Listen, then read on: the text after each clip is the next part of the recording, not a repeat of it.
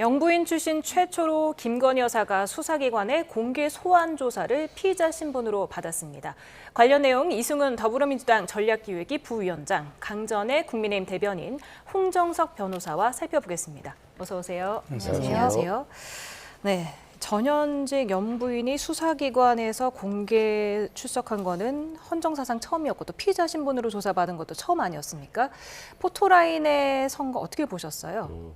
어떻게 보면 안타까운 측면이기도 하고요.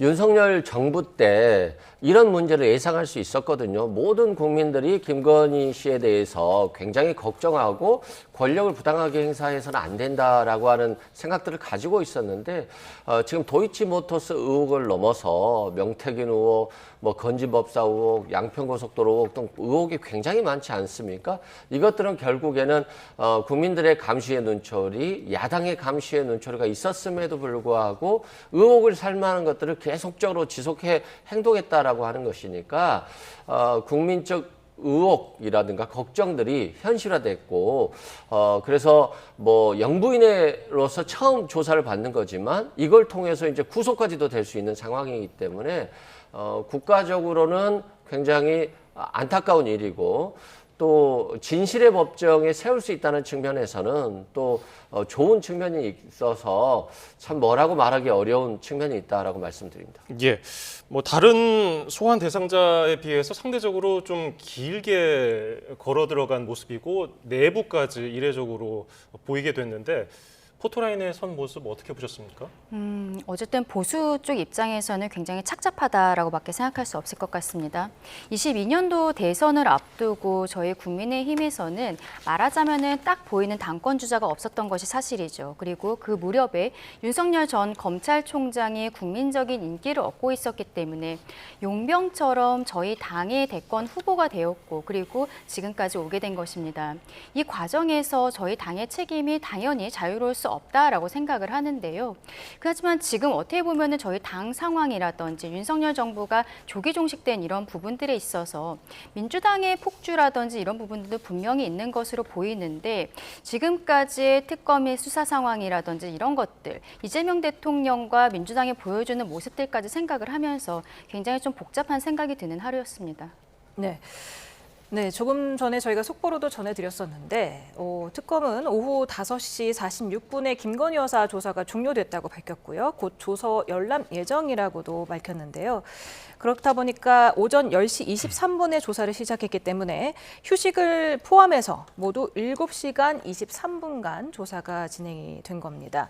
김건희 여사는 조서 열람을 마친 뒤에 서초동 사저로 귀가할 전망인데 오후 6시가 되기 전에 끝났어요. 그 부분 어떻게 보십니까? 네, 어느 정도 예상이 됐던 것으로 보입니다. 왜냐하면 이제 김건희 여사 측에서 이제 몸이 안 좋다. 그리고 조사도 혐의별로 나눠서 해달라. 그리고 충분히 휴식할 수 있는 날도 좀 확보해달라. 그렇게 이제 지속적으로 얘기를 했기 때문에 이번에 특검에서도 그런 부분들에 대해서 충분히 반영을 해서 조사를 일찍 마친 것으로 보입니다. 예, 오늘 오전에 특검 출석 당시 김 여사의 입장을 듣고 오겠습니다. 국민 여러분께 저같이 아무것도 아닌 사람이 이렇게 심려를 끼쳐서 진심으로 죄송합니다.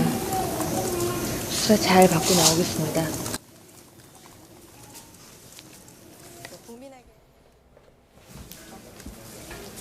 추가 질문 나중에. 죄송합니다. 명품 먹거리와 명품 때문에.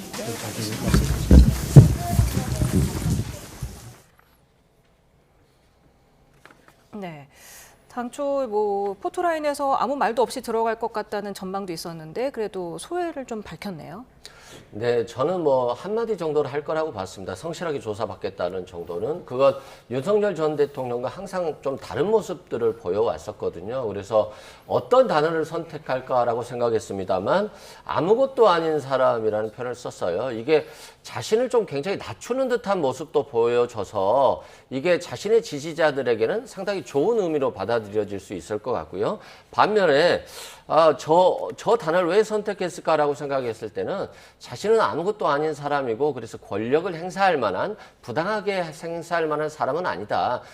만약에 어떤 얘기를 했다라고 한다면 이것은 자신의 남편인 윤석열 전 대통령에게 조언을 했을 뿐이지 권력을 부당하게 행사한 것은 아니기 때문에 범죄는 아니다라고 하는 여러 가지 함축적 의미도 가지고 있을 것으로 보여져서 오늘 어떤 수사의 좀 틀을 볼 수 있을 것 같고요.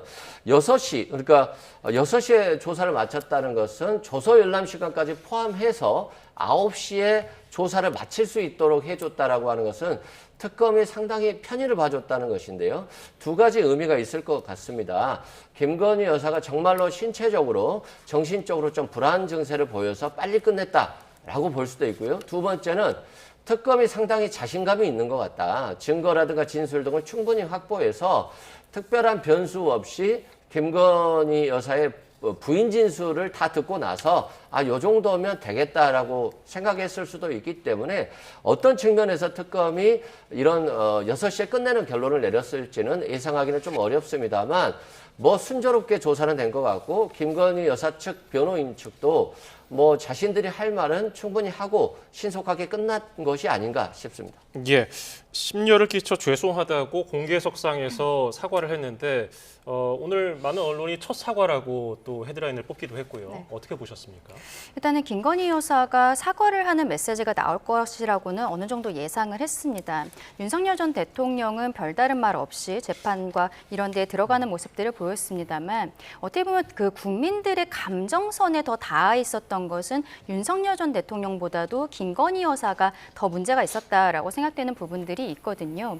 아무것도 아닌 사람이라는 표현을 쓴 것에 대해서 조금 아까 이승훈 변호사님도 말씀해 주셨습니다만 이것은 어떻게 좀 사과하는 메시지도 있을 뿐만 아니라 직권남용 권리행사 방해 이런 것으로 윤석열 전 대통령이 지금 또 혐의가 있는 부분들이 있는데 지금 김건희 여사 같은 경우는 본인에게는 남용할 직권 자체가 없었다. 그러니까 혐의를 적용하는 데 있어서 본인은 여기에서 조금 자유로운 것들을 이야기하고 싶어서 정무적인 판단 그리고 법적인 판단을 포함해서 한 표현이 아무것도 아닌 사람이었던 것이 아닌가라고 생각합니다.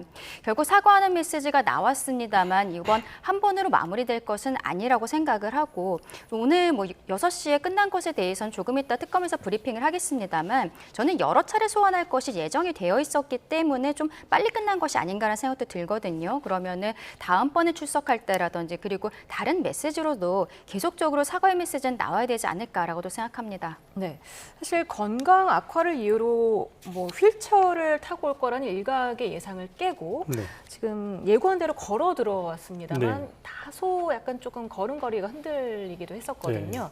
이 부분은 어떤 의미가 있을까요? 이거는 이제 김건희 여사의 이제 말에서 힌트를 얻을 수 있을 것 같습니다. 본인이 아무것도 아닌 사람이라고 얘기를 하면서 아무것도 아닌 사람이 휠체어를 타는 것은 어울리지 않는다고 판단을 했을 것이고 이 조사를 나오기 전에 주변 사람이나 변호인들이랑 충분히 회의를 했을 것입니다. 그래서 거기에서 나온 전략이 아무것도 아닌 사람. 저는 오늘 조사 내내 김건희 여사가 가장 많이 말한 단어가 이 아무것도 아닌 사람일 것으로 보입니다. 아까 이수훈 변호사님 말씀하셨지만 범죄에 관여할 만한 권한이나 지위에 본인은 있지 않았다. 이 부분을 충분히 어필해야 되기 때문에 이 단어에 집중해서 모든 행동이나 말이나 이런 것들이 오늘 결정되지 않았을까. 그래서 그런 판단에 기해서 김 여사가 모든 말과 행동을 거기에 따라서 했을 것으로 봅니다. 예, 오늘 또 별도 티타임 없이 바로 조사 들어갔거든요. 이 티타임이라는 게 어떤 의미가 있는 겁니까? 실은 그냥 티타임은 예우를 해준다? 어느 정도 최소한의 선은 지키겠다는 어떤 메시지예요. 그래서 권력자들에게 티타임을 통해서 잘 오셨다. 차 마시면서 오늘 수사는 누가 하고 어떤 내용을 수사할 것인데 사실대로 제대로 진술하시면 될 것 같다라고 하는 정도의 어떤 긴장을 풀어주는 것 그런 의미가 있기 때문에 사실상은 별 의미는 없죠. 그런데도 불구하고 특검이 티타임을 갖지 않겠다라고 하는 것은 그런 불필요한 절차를 거치지 않겠다. 그리고 수사를 하는 데 있어서 엄정하게 원칙대로 수사하겠다는 것을 좀 강조한 표현인 것 같고요. 김건희 여사 측에서도 뭐 굳이 필요 없는 티타임 정도는 필요 없을 것 같습니다. 그리고 오늘 출석이 10시인데 10시 10분 정도에 오지 않았습니까? 이것은 최대한 그 아주 짧은 시간이지만 특검에 10시 전에 들어가지 않겠다는 명확한 의사 표현이에요. 그래서 딱 맞춰가겠다라고 한 것이 한 10분 정도 늦었던 것 같고요. 그만큼 김건희 여사는 수사 시간을 최대한 줄이고 싶었던 것 같아요. 그래서 특검도 거기에 맞서서 뭐 애우적인 티타임을 가지 않은 것 같고요. 그럼에도 불구하고 6시 전에 수사를 마쳤다라고 하는 것은 특검이 상당히 원칙적으로 강압적인 모습보다는 진술을 최대한 받아내는 전략으로 간 것 같고, 그래서 이제 판사 출신의 특검과 특검보가 이렇게 수사를 진행하고 있기 때문에 좀 원칙적인 자세를 좀 견지하는 것이 아닌가 싶습니다. 네, 김건희 여사가 묵비권을 행사하지 않고 조사에 굉장히 협조적인 태도를 보였는데다가 김 여사 측이 조사 도중에 언론 공지를 통해서 감사하게도 특검 측에서 여러모로 배려해 주셔서 조사는 잘 진행되고 있다 이렇게 밝혔는데요. 어떤 전략일까요?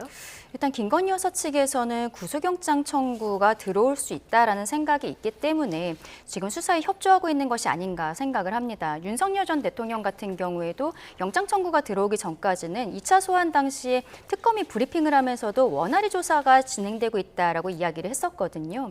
근데 지금 어쨌든 특검 입장에서는 오늘 티타임을 하지 않은 것이 지난번 방문 조사 때 국민들께서 이렇게 하는 것이 맞는 것이냐, 당시에는 영부인 신문이긴 했습니다만 경호를 위해서라고 하지만 이게 뭐 검사들이 휴대폰을 반납한다라든지 이런 것들은 너무 과한 것이 아니냐라는 이야기들이 있었기 때문에 특검 측에서도 좀 조심했던 것이 아닌가, 다른 피의자들과 똑같이 하기 위해서 티타임을 안 한 것이 아닌가 생각을 합니다. 근데 오히려 지금 김건희 여사 측에서는 변호인 측에서 지금 특검은 배려해주고 있다라고 이야기를 하고 있거든요. 이러한 메시지는 조금 정무적인 판단이 있었던 것이 아닌가 싶습니다. 특검 입장에서는 이런 메시지가 나갈 것이라 생각을 못했을 것이고 좀 당황했을 것이라고 생각하는데, 결국에는 우호적인 관계로서 조사가 받고 있기 때문에 영장 청구는 자제해달라는 메시지가 아닌가 싶습니다. 예. 지금 김건희 여사 수사 대상이 16가지고 특검은 질문지만 100쪽 정도를 준비했다고 알려져 있고요. 그래서 이거 오늘 안에 다 소화를 할 수 있을까 궁금했었는데 오후 6시 전에 조사가 끝마쳤단 말이죠. 그러면은 실제로 추가 소환을 염두에 둔 것일까? 아니면은 바로 신병을 확보하기 위해서 어떤 전략적으로 이런 선택을 했을까? 어떻게 전망하세요? 참고로 예전 그 최순실 국정농단 특검 때 그 이후에 이제 검찰에서 박근혜 전 대통령을 수사를 할 때 그때도 질문지가 100장 넘었고 질문이 200개가 넘었습니다. 혐의는 13개였습니다. 다만 하루에 조사를 끝내겠다. 그래서 검찰에서는 하루에 조사를 끝낸 적이 있습니다. 따라서 질문지가 많고 질문이 많더라도 핵심적인 사안들에 대해서 물어볼 것들은 이미 정해져 있었기 때문에 오늘 하루 조사에서 제가 볼 때는 오늘 다루어졌던 혐의들에 대한 질문은 충분히 나오지 않았을까. 그리고 지금 오늘 다루지 않았을 그런 부분들에 대해서는 어차피 재소환을 염두에 두고 있었기 때문에 오늘 질문지에서 나올 내용들은 어느 정도 다 나왔을 것이다. 그리고 답을 할 수 없었던 민감한 부분들에 대해서는 어차피 묵비권을 행사했거나 답을 안 했을 것이기 때문에 그 부분에 대한 것들을 뺀다면 이 시간이 오늘 질문들에 충분히 할애가 되어서 끝난 것으로 보아도 무방할 것 같습니다. 네. 그렇다면은 김건희 여사 재소환은 앞으로 몇 번 정도 더 이루어질 것인가? 기소나 뭐 구속영장 청구는 언제쯤 가능할 것인가도 궁금한데요. 저는 한 16개 혐의잖아요. 근데 오늘 한 3개 혐의를 만약에 수사를 했다라고 한다면 아직도 13개의 혐의가 남아 있습니다. 그래서 지금 특검의 수사 방식대로 한다면 한 총 4차례, 3번 정도 더 불러야 될 것 같은데 그랬을 때 국민들이 너무 많이 부르는 거 아니야? 라고 하는 생각이 있다고 한다면 조금 좁아지겠습니다만 결코 김건희 여사에 대해서는 우호적이지 않기 때문에 한 4번 정도를 원칙적으로 불러야 될 것 같고요. 양평고속도로 문제 같은 경우는 상당히 수사의 범위가 방대해요. 그래서 양평 쪽에 어떤 사람들, 국토부의 사람들, 그리고 설계사무소라든가 이런 여러 가지 업체들에 대해서 수사를 다 해야 되기 때문에 꼼꼼하게 수사하려고 한다면 총 4번 정도 소환에 응해야 될 것 같다라고 생각되고요. 구속영장을 만약에 계속해서 소환을 거부하고 제대로 된 진술을 하지 않을 때 진술 거부를 한다라고 한다면 영장을 전격적으로 청구할 수도 있겠습니다만 오늘 뭐 배려해줬다라는 표현까지 쓸 정도로 상당히 영장 청구를 못하게 하려고 하는, 막으려고 하는 모습들을 보여주고 있기 때문에 특검이 이번에 좀 영장을 청구하기는 조금 빠르지 않나 이런 생각도 들고요. 조사 시간이 짧았다는 건 김건희 여사가 그냥 일관된 답변을 했을 것 같아요. 자신은 권한이 없다. 남편이 알아서 했고 자신은 얘기만 했다. 명태균 씨와 관련해서도 녹취록이라든가 이런 것이 많이 나왔습니다만 뭐 그냥 명태균 씨하고 통화를 한 건 맞다. 그리고 이걸 윤석열 전 대통령에 전달했을 뿐이지 자신이 뭐 공천을 하라고 한 건 아니다. 뭐 이런 취지로 계속해서 일관되고 짧은 답변을 했을 것으로 보여져서 특검이 얼마나 공범들의 진술, 관련자들의 진술이나 증거를 확보하고 있는지에 따라서 구속영장의 청구 시점은 조율될 것으로 보여집니다. 예. 홍정석 변호사님, 2016년도에 그 박근혜 정부 국정농단 의혹 특검 네, 부대변인 하셨잖아요. 네네네. 그래서 특검에 대해서 좀 여쭤보면은 지금 수사해야 될 것도 많고 분량도 많은 상황에서 지금 김건희 특검이 지금 움직일 수 있는 기간은 뭐 정해져 있는 상황에서 맞습니다. 좀 여유롭게 볼 수 있는 겁니까? 아니면은 이미 타임테이블이 다 정해져 있고 그대로 움직이는 겁니까? 그 당시 이제 최순실 특검 때는 참고로 그 저희가 70일 수사할 동안 압수수색 영장만 68차례, 그러니까 하루에 한 번꼴로 나갔습니다. 근데 이번에 이제 3개 특검이 동시에 이제 운영이 되고 있는데 사실 이번 특검에는 영장 청구도 사실 좀 적고 구속영장 청구도 포함해서 말입니다. 그래서 그런 부분에서 그 여유를 부리고 있는 건 아닌가 이렇게 생각하실 수도 있는데 제가 볼 때는 혐의 사실들에 대해서 충분히 검토를 하고 그 부분에 대해서 차근차근 접근하려고 하는 그런 의도가 있지 않나 싶습니다. 그 당시는 이때 그 지금 특검보다 당시 최순실 특검은 수사 기간이 배로 짧았습니다. 따라서 지금 특검이 수사가 좀 여유를 부리고 있다 이렇게 보기는 힘들 것 같고요. 지금 김건희 여사를 부른 시점도 그렇게 늦는 시점이 아니기 때문에 수사 속도는 꽤 빠른 편이다. 저는 그렇게 보고 있습니다. 네. 특검은 시간 순으로 과거에 있었던 일부터 차례로 물어보고 있습니다. 뭐 도이치모터스 주가 조작 의혹, 명태균 여론조사 및 공천 개입 의혹, 그리고 건진법사 통일교 청탁 로비 및 묵거리 의혹. 네. 이렇게 시간 순으로 물어보는 게 효율적입니까? 일단은 특검에서는 그렇게 판단한 것으로 보이고요. 워낙 혐의가 많기 때문에. 그런데 또 뭐 이종호 씨라든지 이런 사람들 같은 경우는 여러 가지 혐의에 엮여져 있는 사람들인데 이걸 시간 순으로 했을 때는 이 한 사람을 불러서 진술을 받기가 조금 용이한 부분들도 있지 않나 싶습니다.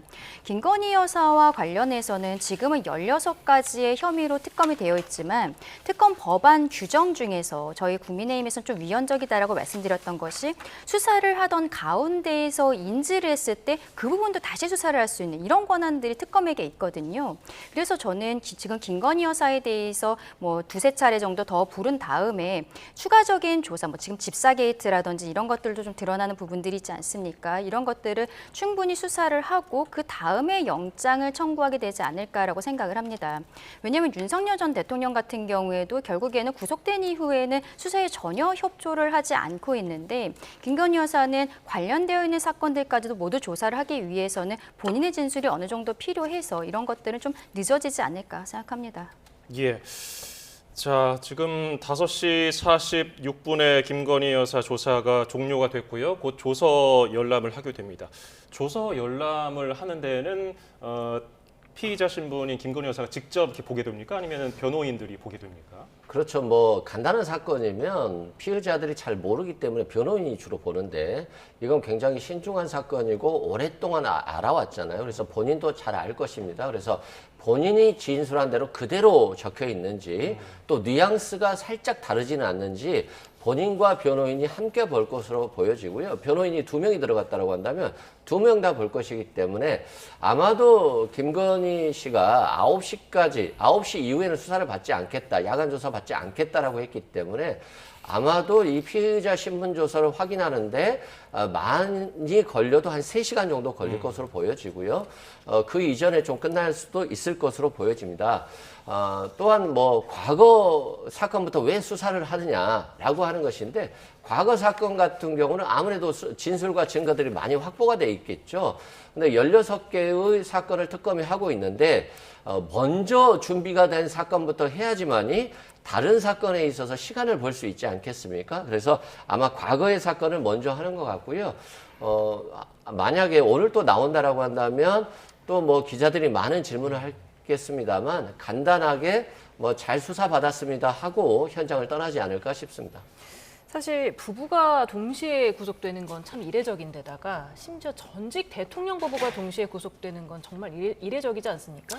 구속 가능성 어떻게 보세요? 예, 사실 그 부부를 구속하는 사례는 사실 뭐 법적으로 안 되는 건 아닙니다만 금기시 돼 왔던 것이 사실입니다. 특히나 자녀가 있을 경우에는 부부를 동시에 구속시키지 않는 것을 이제 관례적으로 검찰에서도 그렇게 하고 있었는데, 사실 이 부분에 대해서 좀 깬 사람이 윤석열 전 대통령 당사자로 저는 보고 있습니다. 왜냐하면 그 부부를 구속시키는 데 대해서 처음으로 그걸 실시하기도 했고, 지금 윤석열 전 대통령이랑 김건희 여사가 동시에 구속된다고 제가 본다면 지금 자녀도 없는 상태고 기존에 그런 사례도 있었기 때문에 충분히 그 부분은 가능할 것으로 보이고요. 다만 지금 윤석열 전 대통령이 구속되어 있는 상태에서 김건희 여사에 대한 구속영장 청구 시기를 굉장히 조심스럽게 타진할 것 같고, 그 부분은 김건희 여사의 이제 수사 협조 태도, 그런 부분들을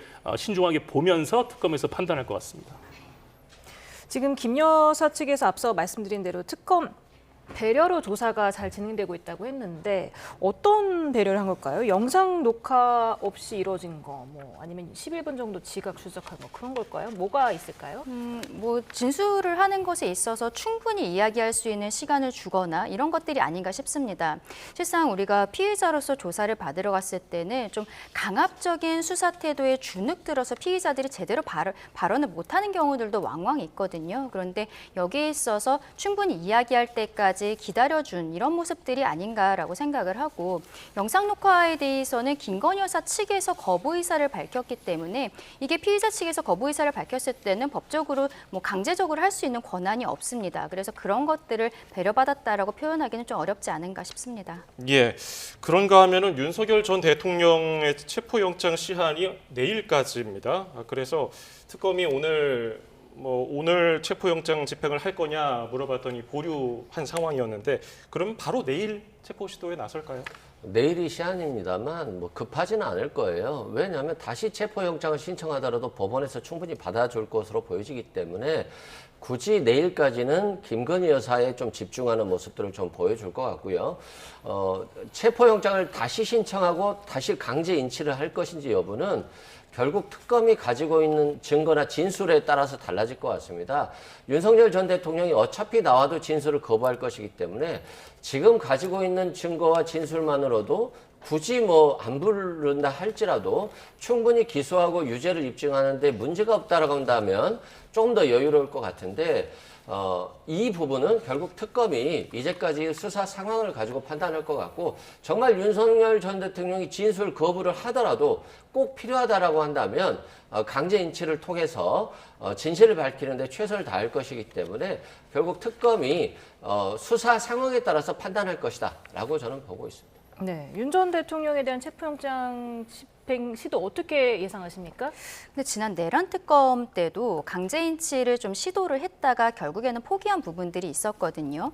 인권보호 수사 규칙이라는 것이 있습니다. 문재인 정부 때 만들어진 것인데, 검사는 수사의 전 과정에 있어서 피해자의 명예가 훼손되지 않도록 노력해야 되는 이 의무를 넣어놓은 조항들이 있거든요.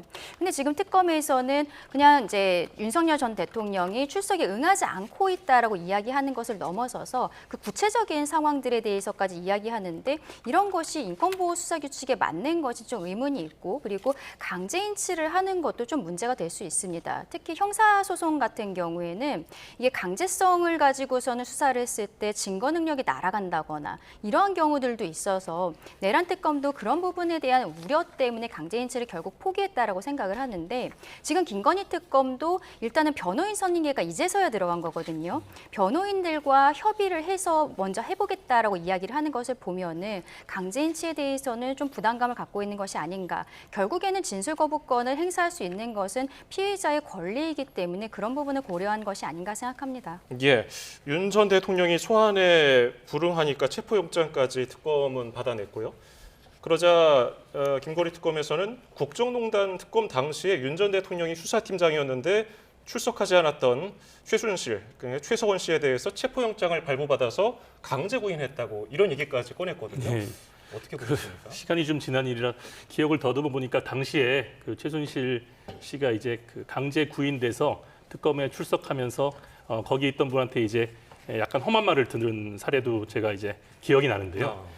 그때는 이제 최순실 씨한테 확인해야 되는 부분들이 굉장히 많았고 그 부분들에 대해서 진술이 꼭 필요한 상태였고 그렇다고 최순실 씨가 지금 그 진술 거부권을 행사하는 상태도 아니었기 때문에 그런 필요성을 강력하게 인식해서 강제 구인 절차에 들어갔고 그 부분을 실현시켰습니다. 따라서 그 전 사례를 만든 그 팀장도 사실 윤 전 대통령이라고 할 수 있을 텐데요. 그래서 이번에도 특검이 이전의 사례가 있기 때문에 사실상 시도를 하는 것은 얼마든지 가능할 것으로 보입니다. 다만 오늘 김건희 여사의 이제 그 수사 협조 태도라든지 그 다음에 여론의 향방이라든지 이런 것들을 좀 고려하지 않을까. 그리고 지난번에 뭐 속옷 차림이나 그런 여러 가지 그 불미스러운 이제 이슈들이 있지 않았습니까? 지금 설왕설래로 누구 말이 맞느냐 그런 이제 이슈도 있는 건데 그런 거에 대한 이제 진실 공방이 아직까지도 계속되고 있지 않습니까? 따라서 그 부분에 대한 부담감이 좀 있다면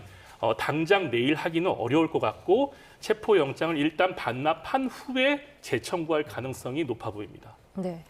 주제를 좀 바꿔보겠습니다. 어제와 오늘 굉장히 뜨거운 논란을 불러일으킨 인물이죠. 민주당 이춘석 의원.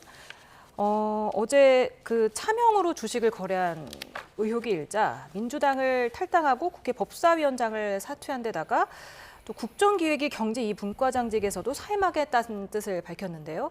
어제 오전 11시 43분에 보도가 된 이후에 약 2시간 반 만에 정청래 대표가 긴급 진상조사를 지시를 했고 8시간 만에 탈당을 하고 오늘 제명 조치, 이재명 대통령까지 엄중한 수사를 지시를 했는데 굉장히 빠른 조치가 있었습니다. 그만큼 심각하다고 보는 걸까요? 굉장히 심각하다고 보는 것 같고요. 저는 굉장히 잘하고 있다라고 생각합니다. 지금 특검을 통해서 과거의 어떤 잘못들을 단죄하고 있는데 지금 이 상황에서 법사위원장인 분이 차명으로 주식 거래를 한다라고 하는 것, 그것도 국회 본회의에서 한다라고 하는 것 자체는 굉장히 충격적으로 볼 수 있을 것 같고 지금 이재명 대통령이 코스피 5천을 가기 위해서 정말 코스피 시장을 확실하게 바꿔보겠다라고 하는 것인데 지금 그런 상황에서 아무래도 그 AI라든가 이런 투자들이 이루어질 수 있는 상황에서 그런 정보와 근접한 사람이 이렇게 주식을 한다는 것은 굉장히 시장에 불신을 줄 수 있거든요. 그래서 제가 예상한 것보다도 더 강력하게 정청래 지금 당 대표께서 제명하겠다.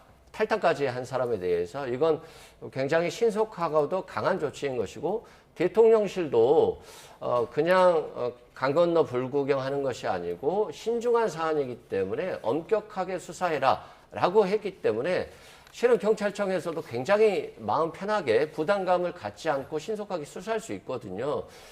그런 측면에서는 지금 대통령실과 당 대표가 잘하고 있다라고 말씀드리고요. 이춘석 의원도 뭐 이런 의혹에 대해서 본인이 잘못한 것이 정말 없다라고 한다면 신속하게 해명하고 어떤 이 잘못에서 벗어나는 것이 가장 좋을 것 같고요. 국민들께 잘 말씀을 드리는 게 좋지 않을까 싶습니다. 예, 여야 그리고 대통령실에서는 어떤 입장을 밝혔는지 듣고 와서 계속 이야기 나눠보겠습니다. 당대표에 취임하자마자 이런 일이 발생해서 국민 여러분들께 정말 송구스럽고 몸둘 바를 모르겠습니다. 한 사람의 탈당이나 제명으로 이 사안이 끝날 사안은 아닌 것으로 보여집니다. 이재명 대통령은 차명거래 내부 정보 이용 등 이춘석 의원의 주식 거래 의혹과 관련하여 사안을 엄중하게 인식하고 있다. 진상을 신속하게 파악하고 공평무사하게 엄정 수사하라라며 지시하셨습니다. 더불어 이춘석 의원을 국정위에서 즉시 해촉할 것을 지시하였습니다. 네, 송원석 국민의힘 비대위원장은 탈당이나 제명으로 끝날 사안이 아니다. 의원직 제명안을 발의하겠다. 이렇게 말했네요. 그렇죠. 그런데 뭐 일단은 국회에서 윤리특위가 아직 구성되지 않았기 때문에 상황을 조금 더 지켜봐야 될 것으로 보입니다. 어제 이 보도가 나간 다음에 이춘석 의원과 보좌관이 했었던 변명들이 국민들께서 전혀 받아들일 수가 없었거든요. 우연히 보좌관의 휴대폰을 잘못 가지고 들어간 것이다. 이런 형태의 변명들을 했다는 것이죠. 왜 그런 이야기를 했을까 생각을 해보면 최근에 이재명 정부가 시작이 되면서 김민석 국무총리 그리고 장관 후보자들이 여러 가지 흠이 있었음에도 불구하고 민주당에서 끌어안는 모습들을 보였던 거예요. 그래서 이춘석 의원 입장에서는 본인도 당에서 보호해 주겠거니라고 생각을 했었던 것으로 보이는데 정청래 당대표가 여기에 대해서 진상조사를 바로 요청을 하고 또 경찰에서 수사가 시작되었다라는 속보가 뜨자마자 본인의 입장을 SNS를 통해서 정리를 한 것으로 보입니다. 여기에 대해서는 지금 민주당과 대통령실에서 좀 빠르게 처리한 것에 대해서는 저는 잘하고 있다라고 생각을 합니다. 근데 지금 문제는 이분이 그 주식을 했었던 종목들이 법사위원장을 하는 것을 넘어서서 현재 국정기획위원회에서 경제2분과장을 하고 있거든요. 근데 여기에서 AI를 담당하고 있는 거예요. 이분이 국회 본회의장에서 거래했었던 종목들이 당일 바로 오후에 AI 국가대표라고 나온 종목들이었다라는 것입니다. 그렇다면은 이게 미공개 정보를 이용한 것이 아닌가 이런 생각이 들 수밖에 없기 때문에 그럼 이 정부의 어떠한 윤리의식 이런 것들에 대해서는 엄청난 타격이 올 수밖에 없는 것이거든요. 그래서 조금 아까 강유정 대변인 같은 경우에도 국정기획위원회에서는 해촉한다라고 명확하게 이야기한 것이 선을 긋기 위한 부분이다라고 보입니다만 여기에 있어서의 어떠한 좀 흠집이 나는 것은 어쩔 수 없는 부분이다라고 생각을 하고 결국 이제 제명안에 대해서는 이분이 스스로 사퇴할 거라고 생각하진 않아요. 형사처벌이 나오는 것을 보고서는 그 이후를 진행을 해야 되지 않나 싶지만 민주당에서 조금 더 압박을 해줘야 되지 않나 생각합니다. 예, 그러면 차명 거래를 한 의혹을 받고 있는 이춘석 의원이 어떤 법적인 쟁점들로 지금 논란이 되고 있는 건지 설명을 해주실까요? 예, 사실 그 일반인이 그 차명 거래를 했다면 사실 우리나라 이제 금융실명제 실시 이후에 금융실명제법이 있습니다. 거기에 이제 차명 거래를 금지하는 조항이 명시적으로 있거든요. 근데 이 부분은 사실 뭐 가족 계좌를 뭐 이용해서 차명 거래를 하거나 그런 부분들은 사실 형이 높지 않습니다. 다만 지금 이 우리 그 이춘석 그 위원장이 지금 한 행위가 이것을 넘어서서 지금 자본시장법 그 위반 행위에까지 이르기 때문에 이게 문제가 되는 것입니다. 좀 더 쉽게 말씀드리면 우리나라 자본시장법에는 차명 거래를 명시적으로 금지하는 규정은 없습니다. 다만 미공개 정보를 이용해서 거래 행위를 하는 것을 매우 중대한 범죄로 인식하고 있습니다. 따라서 그 내용을 좀 더 보시면 그런 법령이나 정책에 관여할 수 있고 지도할 수 있고 이런 지위에 있는 사람이나 아니면 그런 회사로부터 정보를 받는 자가 그 정보를 이용해서 차명 거래를 한 경우에는 그 유기징역 1년 이상의 유기징역 5억 이상의 벌금 굉장히 형이 높습니다. 따라서 이 부분 때문에 지금 이 행위가 지금 문제가 더 커지고 있는 것이고요. 거기에 덧붙여서 공직자윤리법까지 그리고 제가 볼 때는 이것이 만약에 차명거래, 불공정거래로 그 인식이 조사가 된다면 조세 포탈 혐의도 적용될 여지가 있다. 저는 그렇게 보기 때문에 지금 이 사안이 굉장히 중요한 사안이다. 이렇게 볼 수 있을 것 같습니다. 네, 그런 것들이 다 인정이 돼서 확정 판결이 난다면 의원직 상실형에 해당하는 겁니까?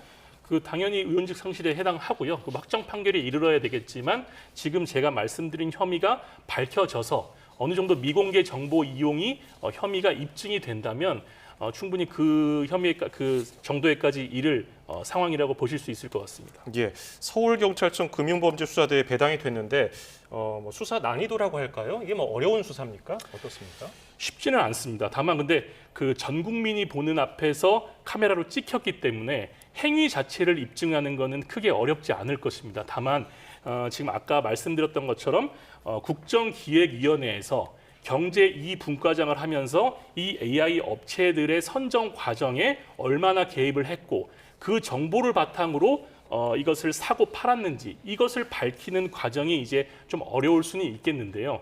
지금 굉장히 이게 굉장히 외부에 공개가 좀 된 상황이기 때문에 이 부분들에 대한 수사가 굉장히 신속하고 굉장히 확대해서 이루어질 가능성이 높기 때문에 혐의를 입증하는 데는 또 다른 그 차명 거래보다는 오히려 또 용이한 면이 있지 않을까 이렇게도 볼 수 있을 것 같습니다. 네. 앞서서 이재명 대통령이 6월 11일 한국거래소를 방문해서 주식시장에서 장난치다가는 패가망신을 당한다는 걸 확실하게 보여주겠다 이렇게 언급을 했거든요. 그런데 지금 차명거래 의혹 그리고 이해충돌 여부 의혹이 있는데 성남 민심 어떻게 보십니까? 일단 민주당에서 제명을 했다라고 하는 것 자체는 일단 민주당이 취할 수 있는 최대한의 조치를 취한 겁니다. 다만 이제 뭐 의원직을 제명해라 이런 얘기도 있습니다만 아직 뭐 이제 수사 초기고요. 사건에 대해서 확인이 되지 않았기 때문에 아직은 좀 섣부른 감이 있습니다. 다만 본인이 보좌진의 핸드폰을 잘못 가지고 와서 주식을 열어본다. 이건 또 상식적으로 말이 안 되잖아요. 그래서 차명거래했을 가능성은 좀 높아 보이고 또 그렇다라고 한다면 신고를 하지 않았기 때문에 이게 공직자윤리법이 될 수 있어요. 재산신고 누락으로요. 그래요. 또한 경찰이 수사를 한다라고 한다면 이 돈의 출처를 확인할 수 있을 겁니다. 의원이 바로 보좌관에게 돈을 이체하는 경우에는 사실관계가 확인될 수 있기 때문에 아마 이체 방식을 취하지 않을 수 있어서 이 돈의 출처까지도 좀 수사가 될 것 같고요. 다만 이제 자본시장법 위반과 관련해서는 미공개 정보 이용인데 이재명 대통령의 공약이었고 또 이런 것들이 실시간 언론에 공개되고 있었기 때문에 아직 뭐 재정이 투입되지 않았고 재정이 투입될 업체가 확인되지 않은 상태여서 결정되지 않은 상태였기 때문에 자본시장법 위반과 관련해서는 상당히 뭐 혐의 입증이 어렵다라기보다는 혐의가 성립되기가 쉽지는 않겠다라는 생각이 들고요. 그래서 저는 뭐 잘못된 부분은 충분히 있습니다만 이 잘못된 부분에 있어서 수사를 좀 차분하게 지켜볼 필요는 있다. 그렇지 않고 마치 예단해서 이게 완전히 잘못이 마치 사실인 것처럼 확인하기에는 조금 섣부른 감이 있는 것 같습니다. 예, 국민의힘에서는 지금 징계안 제출했고 일부 의원의 경우는 고발도 하기도 했는데 뭐 법사위원장 자리도 돌려받으려고 했습니다만 잘 안 됐고 특검법까지 만들겠다는 계획인데 국민의힘은 앞으로 어떻게 바라보고 있습니까? 일단은 저희가 소수 야당이기 때문에 국민들과 함께 이 진실을 파헤치겠다라는 것 이외에는 실상 법적으로 어떻게 할 수 있는 것은 없는 것이 사실입니다. 그런데 아까 우리 이재명 대통령이 뭐 주식시장을 교란했을 때는 패가망신하겠다라고 이야기를 했었다. 근데 이 이춘석 의원 스스로가 이러한 법안들을 4차례 발의했다라는 것이 오늘 또 언론에 보도가 됐거든요. 특히 본인이 지금 혐의를 받고 있는 미공개 정보를 이용했을 때는 취업 제한을 한다든지 굉장히 강화된 법률들을 스스로가 대표 발의를 한 적도 있었던 사람입니다. 근데 이분이 이 주식을 거래하는 과정에 있어서 어제 드러난 부분만 보아도 증권사에서 대출을 받아서 그것을 가지고 주식을 살 수 있는 그 제도들이 있어요.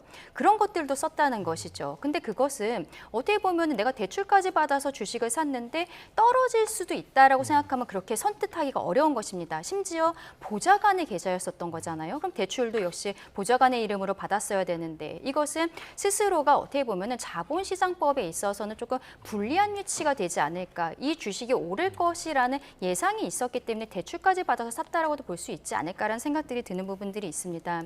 또 이분이 작년 10월에도 국감장에서 이미 이 똑같은 보좌관의 계좌를 이용해서 이렇게 주식 거래하는 게 드러나기도 했었거든요.